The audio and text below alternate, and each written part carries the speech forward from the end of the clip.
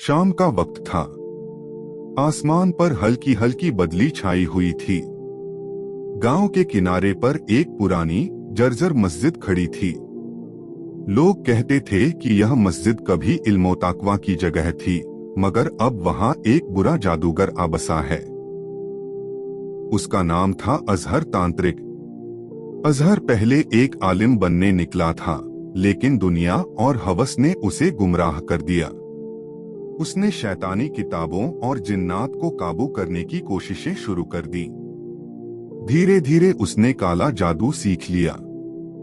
अब उसकी ख्वाहिश थी कि गांव वाले उससे डरें, उसकी इबादत की तरह पूजा करें। नेक परिवार। गांव में एक मोमिन परिवार रहता था, यूसुफ, उसकी बीवी आमिना और उनके 2 बच्चे आरिफ और हुरैन। यह परिवार हमेशा अल्लाह पर भरोसा करता, नमाज पढ़ता और जरूरतमंदों की मदद करता। गांव में सब उन्हें इज्जत से देखते थे। अजहर को यह बर्दाश्त न था। उसे लगता था कि जब तक लोग इस नेक परिवार की इज्जत करेंगे, वह कभी हावी नहीं हो पाएगा। उसने ठान लिया कि इस परिवार को कैद करके अपना मकसद पूरा करेगा। हमला। एक रात अंधेरी थी। हवा में अजीब सी ठंडक और सन्नाटा था। मस्जिद से काला धुआं उठा और उसमें से जिन्नात जैसी साएं निकली। ये साएं सीधा यूसुफ के घर की तरफ बढ़ी। यूसुफ ने खिड़की से देखा तो कांप उठा। वह आऊज़ु बिल्लाहि मिनश शैतानिर राजीम पढ़ने लगा, लेकिन इससे पहले कि वह और कुछ करता, सायों ने उसे जकड़ लिया। आमिना और बच्चे भी उन अदृश्य जंजीरों में बंध गए। सबको घसीटकर मस्जिद के तहखाने में ले जाया गया। कैद। तहखाने की दीवारों पर अजीब नक्श बने थे। जादूगर वहां बैठा था, हाथों में ताबीज और काले धागे लिए। उसने हंसते हुए कहा, अब तुम लोग हमेशा मेरे कैदी रहोगे। तुम्हारा ईमान मेरी ताकत के सामने कुछ नहीं कर पाएगा। पर यूसुफ के दिल में सुकून था।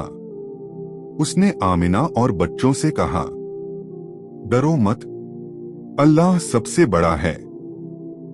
जादू चाहे जितना ताकतवर हो, अल्लाह के कलाम के आगे कुछ भी नहीं। मुक्ति। यूसुफ ने पूरे यकीन के साथ सूरह अल-फातिहा, आयतुल कुर्सी और सूरह अल-इखलास की फल्क नास पढ़ना शुरू किया।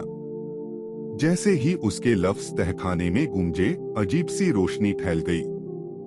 दीवारों पर बने नक्श पिघलने लगे। जिन्नाती साए चिल्लाते हुए गायब हो गए।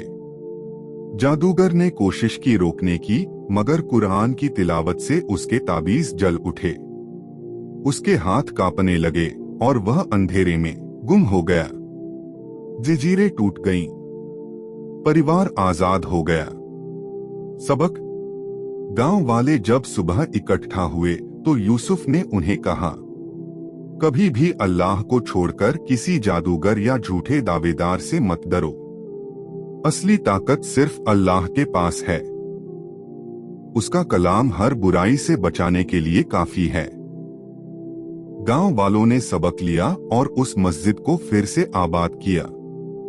वहां अजान और नमाज की आवाज गूंजने लगी।